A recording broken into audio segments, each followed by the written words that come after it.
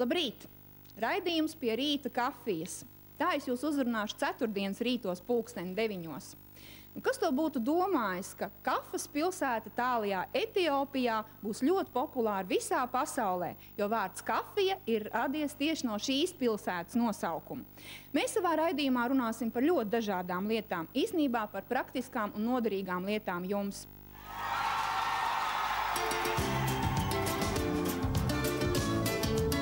Saudzīgi ievākta, rūpīgi atlasīta, svaigi grauzdēta un pareizi pagatavota. Karsta, aromātiska, blīvu putu klāta kafija kļūst par neatņemamu dienas rituālu. Melnā kafija. Melnā kafija. Mēs šobrīd atrodamies Krišjāņa barona muzejā, un studijā pie mums tātad ir nosacītajā studijā ir viesi. Mūsu centrā pamatā sniedz dažādas masāžas, ūdens procedūras, vingrošanas, ārstnieciskā vingrošana, jogas nodarbības. Un vēl mums ir tāds īpašs pakalpojums kā mikrologopēda pakalpojums. Mūsu centrā ir pieejams ārsts internists, ārsts rehabilitologs. Un visi centra speciālisti ir mediķi. Jums ir arī vingrošana un joga. Šī vingrošana pamatā ir vērsta uz to, ka uz muguras veselību, un jau mugurkauls viennozīmīgi ir ķermeņa balsts gan tiešā, gan arī pārnestā nozīmē. Un no mugurkaula veselības ir ļoti atkarīga gan dzīves kvalitāte, gan cilvēka pašsajūta. Un arī nenoliedzami atkal saistībā ar enerģētiku, tieši mugurkauls ir tā vieta, pa kuru ir šis centrālais enerģijas kanāls. Un no tās turklāt mugurkaulā katrs skriemels ir saistīts ar kādu orgānu pāri organismā. Un no šīs skriemeļa stāvokļa būs arī atkarīgs, vai cilvēkam šis orgāns jeb orgānu pāris darbosies labi. Varbūt tā cilvēks padomā, bet es taču roku dārzu vai es taču skaudu malku, bet tas tomēr nav gluži tas pats. Kaut arī nenoliedzami tas ir labāk nekā nekas, bet arī tomēr šīs mērķtiecīgās kustības, kas ir tieši uz pareizas kustības, kas tiek veikts šajā vingrošanā, kas ir, lai šo mugurkaulu atslogotu, iztaisnot, pareizi stāju iegūt. Un pēc tam jau šīs kustības ietās un tiek lietotas ikdienām. Pēda ir it kā mūsu visa ķermeņa karte.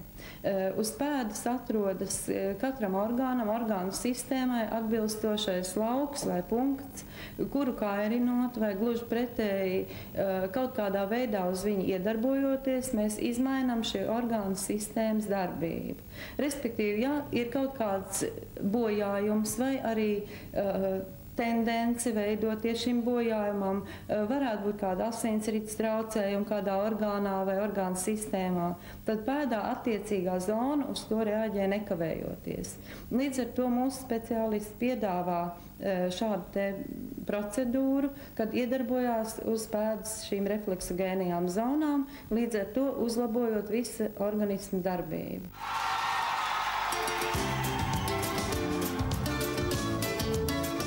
Jūsu centrā ir tātad diezgan ekskluzīvs pakalpojums, kas būtu noderīgs māmiņām ar maziem bērniem. Kas tas ir par pakalpojumu? Pakalpojums saucās Agrīnas valodas attīstības speciālistu konsultācija. Tautas valodā, un lai būtu saprotam visiem, tas saucās mikrologopēds. Mēs visi zinām, kas ir logopēds, kas tātad labo runas defektus. Bet mikrologopēds darbojas ar to, lai šie runas defekti neveidotos. Mūsu speciālists Maruta Tiltiņa strādā ar bērniņiem jau no 4 mēnešu vecuma. Ar bērniņiem, kuriem ir kādas problēmas, kuri ir priekšlaicīgi dzimuši, kuriem ir nelielas neiroloģiskas problēmas, kuriem ir neliela attīstības aiztura. Šis ir barona tēva Dainu skapis, kurā apkopots latviešu tautas dziesmas.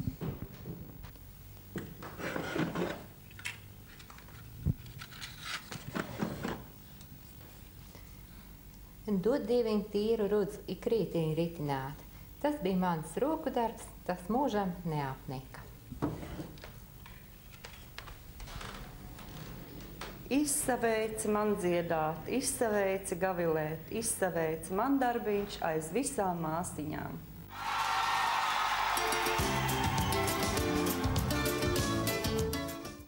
studijā šobrīd ir divas burvīgas dāmas. Viena pārstāv uzņēmējdarbību, otra pārstāv medicīnu. Nu, kas var būt tā kā kopējs divām šīm lietām, medicīnai un uzņēmējdarbībai? Izrādās, ka varbūt ir notikušas labdarības akcijas Sārgi sievieti sevī, kurā sievietes tika izmeklētas ginekoloģiski. Tātad sīkāk varbūt Anita pastāstīs par to, akcijas mērķis, apjomi un ieguldījumi. Tātad, kad šī akcija notika un ko tā deva? Tātad mēs esam profesionālā matu kosmētika Keune, kas pasaulē pazīstam vairāk kā 80 gadus, un Latvijā mēs šogad svinam savu 10 gadu jubileju. Un šīs jubilejas ietvaros mēs organizējam pasākumu ciklu veltītas sievietes veselībai un labsajūtai. Akcija sākās jau maijā, kad sadarbībā ar Veselības centru 4 universāla veikalā Stokman notika matu veselības nedēļa, kurā jebkuri interesanti varēja veikt matu un galvas ādas diagnostiku. Mūsu pasākuma otrā un lielākā sadaļa bija veltīta sievietes veselībai Latvijas pagastos. Tātad no 1. jūlija līdz 1. septembrim 10 Latvijas pagastos tika veiktas sieviešu bezmaksas ginekoloģiskās apskates un ultrasonogrāfijas. Un kā mūsu pasākuma trešā sadaļa ir 18. septembrī Ziedoņdārzā mēs atjaunojam vēsturisko rožu dārzu. Mēs esam patiesi priecīgs, ka mums bija iespēja sadarboties ar profesionālās matu kosmētikas kompāniju Keune, kas mums radīja iespēju vēlreiz sievietēm apliecināt to, ka principā viņas pašas ir atbildīgas par savu ginekoloģisko veselību. Un šīs akcijas ietvaros tas bija tikai tāds neliels akcents, lai sieviete atcerētos, ka nevienmēr kāds atbrauks pie viņas, nevienmēr kāds viņu spēs pastīties, kā mēs sakām, pa velti, ja? Un kad principā viņai pašai jānes šī atbildība, ja arī konkrētajā apdzīvotajā vietā šis ārsts nav pieejams, sievietei pašai jāmeklē iespēja veikt regulāras ginekoloģiskās apskates. Liela daļa no viņām nebija apmeklējusi ārstu ne tikai gada laikā, bet pat vairāk gadu laikā. Un jāsaka, ka šai akcijai bija arī ļoti praktiska nozīme. Mēs patiešām atradām ginekoloģiskas saslimšanas un tālāk kopā vienojāmies ar pacientiem ar tālāk diagnostiku un tālāk ārstēšanu. Svin jubilejas parasti ar graznām ballēm, ar putojošu šampānieti, ar kleitām, smokingiem. Mēs izvēlējāmies iet mazliet citu ceļu un šos līdzekļus novirzīt reāli labdarībai un reāli sievietes veselībai. Kāpēc sievietes? Mūsu kompānija ir saistīta ar skaistumkopšanu, un tomēr lielākā vai mazākā mērā mūsu klientes galvenās ir sievietes. Es būtu ļoti pateicīga kompānijai Keune, ka mums sadarbība turpinātos. Varbūt tiešām var ietvert, ne tikai ginekoloģisku aprūpi. Es nedomāju, ka mūsu Latvijā vīriešu veselība ir augstākā kvalitātē. Varbūt sievietes arī ir apzinīgākas kā vīrieši. Es domāju, ka šī akcija varētu noteikti turpinātos. Un, es savu un savu kolēģu vārdā noteikti varētu izteikt tādu vēlējumu, ka mēs būtu ļoti ieinteresēti šo sadarbību turpināt.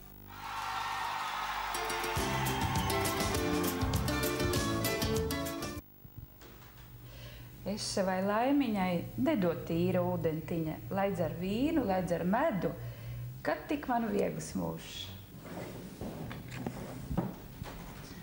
Rudeniski es dziedāju, rudeniski gavilēju, rudenī nolīgoju tālajās tautiņās.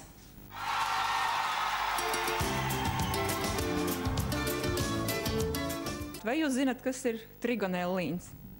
Nē, nezinu. Gan es domāju, ka tas ar valsts budžetu nav absolūti saistīts. Un chlorogēnskābe? Noteikti, ne? Jā. Tad es jūs varu iepriecināt. Šīs vielas, ko es nosaucu, ir jaukajā dzērienā kafija.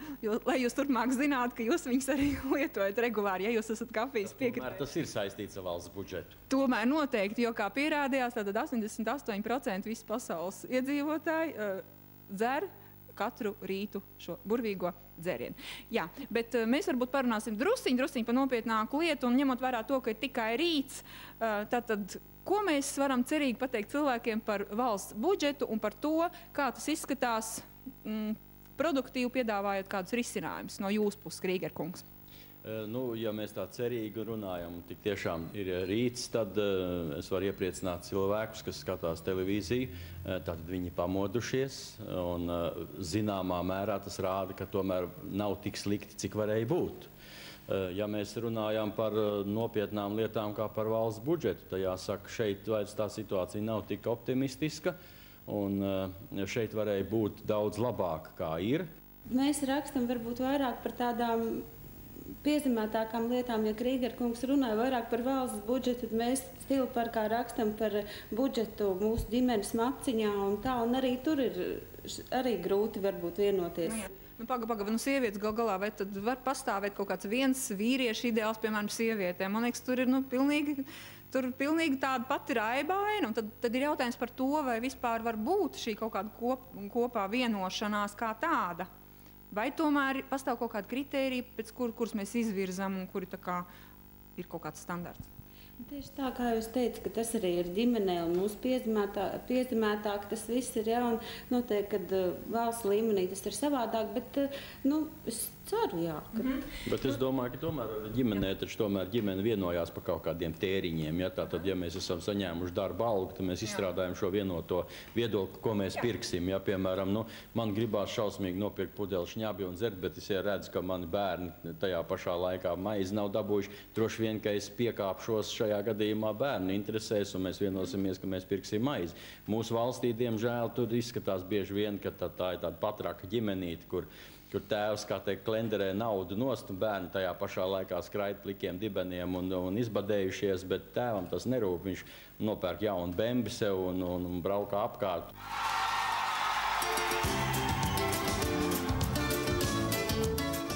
Šeit droši vien varētu arī tālāk diskutēt par progresīvo iedzīvotāju ienākumu nodokļu sistēmu, ka tie, kas saņem vairāk, arī maksā vairāk un pabalstos, kas saņem mazāk vai nesaņem nemaz. Bet, cik es saprotu, tas ir sliktais tonis mūsu valstī par tādām lietām runāt. Pie mums ir tā, ka tas, kas saņem daudz, tam arī jāsaņem daudz, un tas ir jātur arī pie sevis, nevienam citam nedodot. Un tad tie, kas saņem maz, tie, lai tur kārpās un darās paši, kā viņi grib. Diezgan loģiski, man liekas, vai ne, Signe? Teikt loģiski, jā. Tad Signe mums pārstāv Stila parks LV, tas ir portāls, un vai jums iznācis kādreiz komunicēt ar arotbiedrībām, vai nākušas arotbiedrības pie jums arī un uzdevušas? Nē, nav. Cik viņi priecīgi smaida, ka nav. Bet tajā pašā laikā, kad mēs paskatāmies lielākos nodokļu maksātājus un tos paraugu uzņēmumus, ko vienmēr mūsu skatūs liek, tad tur visur ir arotbiedrības. Ja, tātad arotbiedrības nav nekāds kaitēklis, 8 zobu izgrauzes, jeb kaut kas tam līdzīgs, bet tas ir normāls sadarbības partners. Tas tie ir cilvēki, kas ir ieinteresēti ne tikai savās interesēs, bet arī uzņēmuma attīstības interesēs, jo, ja nebūs uzņēmuma, tad nebūs darba, nebūs arī tā paša iztiks minimuma. Tā kā šeit vienkārši ļoti normāli jāsabalansē šīs visas lietas un jāpriecājās arī par to, ka viņas ir. Signe, Stila parks LV, tas ir portāls sievietēm? Jā, mūsu devīze ir portāls sievietēm, kuras mīl sevi un dzīvi. Tātad es domāju, ka tas ir visām sievietēm. Es ceru, ka sievietes mīl gan sevi, gan dzīvi. Ja? Un mēs rakstam par ļoti plašām tēmām, ne tikai par skaistumkopšanu, kāds ir ierasts, ka tas ir sieviešu žurnālos. Mēs rakstam, mums ir arī tāda sadaļa kā darbs, karjera, mana nauda. Kā jau es minēju, ja, kad Krīger kungs vairāk runāja par valsts budžetu, tad mēs runājam par budžetu mūsu maciņos un tā. Mums ir arī uzņēmuma katalogs, kur var atrast informāciju. Jo sievietes arī droši vien bieži vien ir tās, kas plāno gan atpūtu, gan mājas remontus. Un tā kā tur nav tikai par skaistumu kopšanu. Jautājums, vai jebkura sieviete, kurai kaut kāds jautājums, var aizrakstīt uz jūsu portālu un jūs sniegsiet atbildi? Noteikti. Tas jau ir interneta plus, ka mums ir iespēja, ar to mēs atšķiramies no sieviešu žurnāliem drukātajiem. Mums ir fórums, ir iespēja komentēt.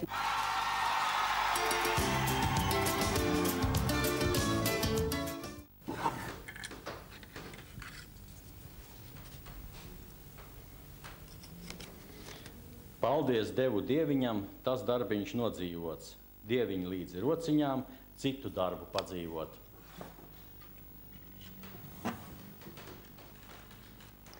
Labāk dziedu nekā raudu grūtu mūžu dzīvodam, vai es savu grūtu mūžu raudādam atraudāšu.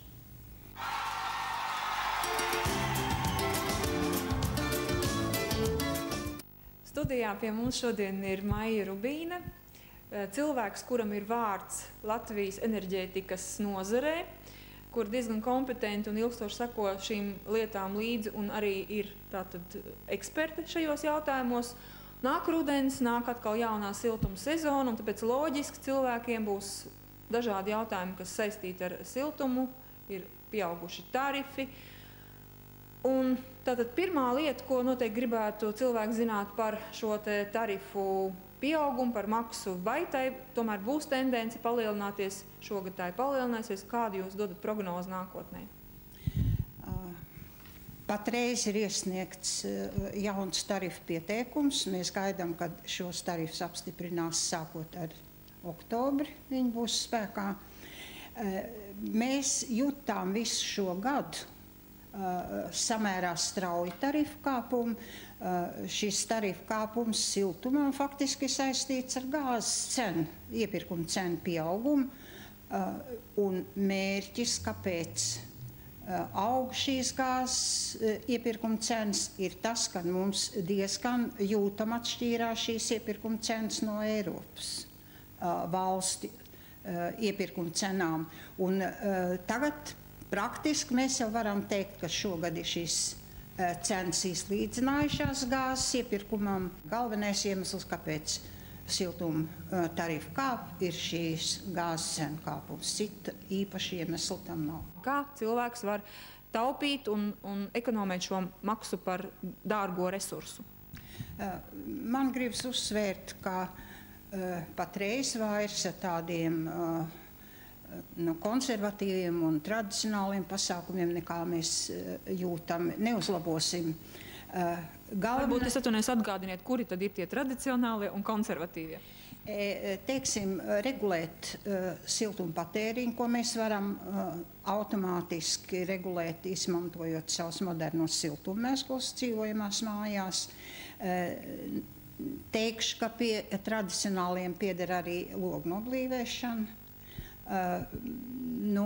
Ierīkot siltuma regulēšanas iespējas pie radiatoru, uzstādot termoregulātoru. Tie ir tādi nelieli paņēmieni, bet teiksim, ļoti efektīgi paņēmieni, kurus mēs esam ilgstoši lietojuši.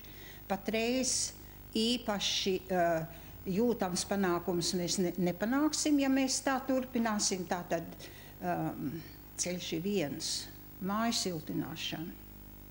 Un patreiz jau mēs varam runāt, ka sākot no šī rudens māju siltināšanas process atmaksājas. Mums Rīgā ir ļoti labs piemērs. Tā ir māja Ozolciem ielā, kura ir nosiltināta 2001. gadā. Un mēs jau viņu vērojam vizuāli to māju ne tikai no ārpuses, bet analizējam, kāds bija siltuma patēriņš šajā mājā pirms tam, kāds viņš ir šobrīd un kāds viņš ir analogās mājās šobrīd, kas pirms renovācijas bija tieši tāda pat, kas ir tieši tāda pat kā Ozolciem māja pirms renovācijas. Un 7 gadu laikā ir kaut kāds ietaupījums, kur ir procentuāli, teiksim? Puse. Tātad tas, ko mēs maksājam nerenovētā mājā, Ozolciem māja maksā tikai pusi. Gribētu pieiet šim problēmu risinājumam samērā optimistiski. Un optimistiski tādā ziņā, kad tikai nu pat samērā ar samērā plašām programmām šajā procesā iesaistās gan valsts, gan pašvaldība. Domājot par to, kā līdzfinansēt iedzīvotājiem, faktiski jau tagad viņu īpašumā, renovācijas procesu. Ja mēs šobrīd skatāmies, ka Liepāja jau nāk ar 30% savu līdzfinansējumu māju renovācijai šobrīd, tad nākošā gadā šo pašu procesu sāk Rīga. Un Rīga nākošā gadā jau ir gatava piedalīties 10-15 šādu dzīvojumu māju renovācijā ar apmēram 30% savu līdzfinansējumu. Tā kā iedzīvotāju daļa, apmaksas daļa būs tikai 70%.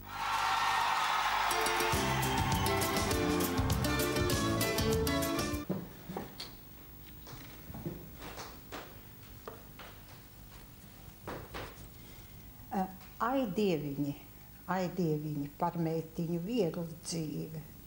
Dzīvo bites vieglumiņu, ābeļs iet baltumiņu.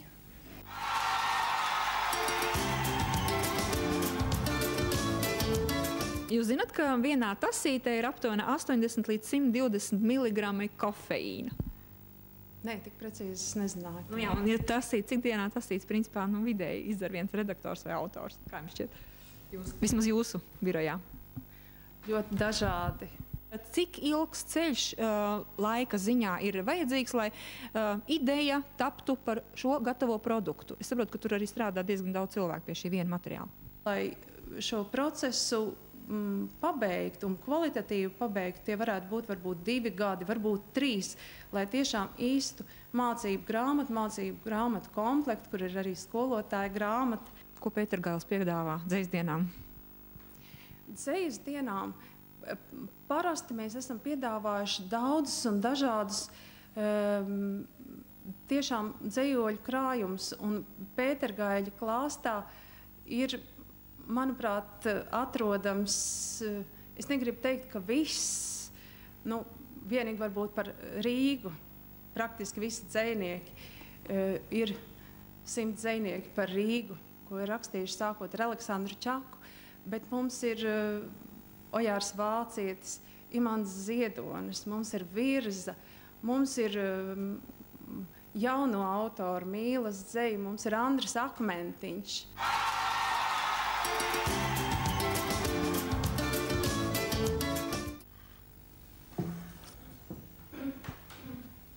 Nāks rudens, tad kokiem lapas birs, tad beigsies ļautiņiem valodiņas.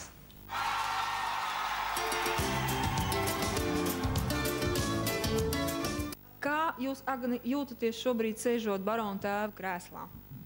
Es pilnīgi jūtu, ka nāk kaut kāda iedvesmu uz kādu tautas dziesmu.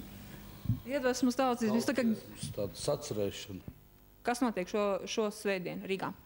Šo svētdienu notiek talka, kad visi rīdznieki tiek laipni pulcināti un aicināti palīdzēt, sakopt katrs kaut vai pa mazai vienai plastmas pudelītei paceļot, cits varbūt vairāk, cits mazāk, bet tomēr katram pilīgi būtu labi, ja katrs pielikt savu pirkstu pie tā, lai Rīga būtu skaistāk. Piemēram, daudzos mikrorajonos būs tur izlikti konteineri, tur būs varēs dabūt maisiņus un varēs vākt, teiksim, būs šīs te vietas, kur tieši tas, kur visvairāk šie atkritumi ir. Atkritumi tie ir tomēr Rīgas pameži un viss, teiksim, Rīgas faktiski, kur katrs iet ar sunīti. Mēs, piemēram, man ir 2 suņi, un mēs svētdienās braucam ar bērniem, ar suņiem, braucam bieži vien uz mežu. Un tā mums tā tradīcija. Tad mēs vienmēr mežā katru reizi salasām plasmas pudeles, man šķirot tie atkritumu mājās konteineri, tad es tās plasmas pudeles šķirot tos atkritumos iekšā, un tad esiet kā to artu viņu jau katru reizi izpildīt. Un ja mēs katrs tā darītu, tad mums viss būtu tīrs un skaisti.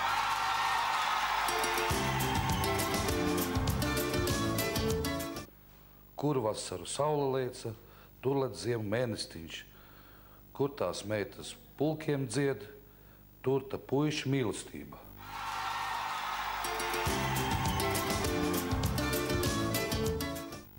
Un tagad raidījuma dalībnieki jums kaut ko novēlēs.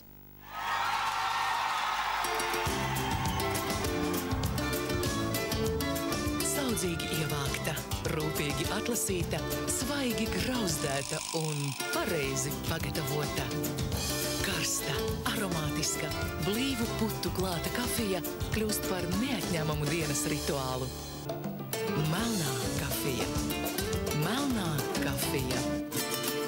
Vienkārši paturiet prātā, ja Dievs aizver durvis, tad viņš noteikti kaut kur atver logu. Uzsmaidiet pretimnācējiem, dāvājiet pasaulē vismaz 3 smaidus katru dienu. Galvenais ievērojiet mieru, vienmēr sociālo mieru. Lai jums jauks un darbīgs rīts kopā ar Rīta kafiju.